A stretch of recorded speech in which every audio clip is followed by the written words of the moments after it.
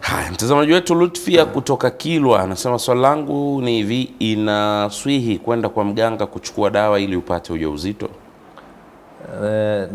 Mara nyingi huwa wanatumia, akiita mganga huwa ni wapiga ramli na watazamia hao makohani na mashaba hadhalika, mfano wa hao.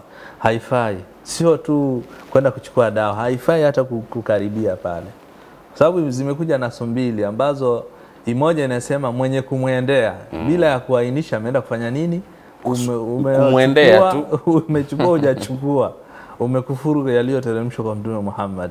Moja ikasema umemsadikisha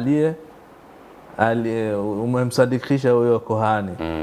Sasa tukichukua ujumla wa hii inasema mwenye kumwendea, haifai kwenda huko ndugu yangu Muislamu. Kama ni utafuta matibabu, wapo ambao matibabu yaliyo sahihi ambayo hayana shaka, nenda katika matibabu na utapata kwa idhini ya Allah, utapona lile tatizo lilonalo, Allah atakuondoshea.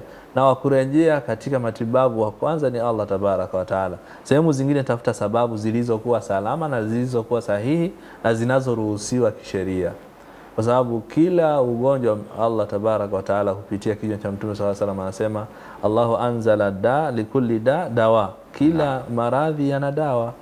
Inawezekana sisi tukatafuta kwa kutokuwa na maarifa ya kujua, lakini kadiri unavyomuomba Allah, yeye ndiye ambaye mwenye taufiki, na yeye ndiye ambaye ni mwenye kuondosha, na yeye ndiye ambaye ni mwenye kuwafikisha.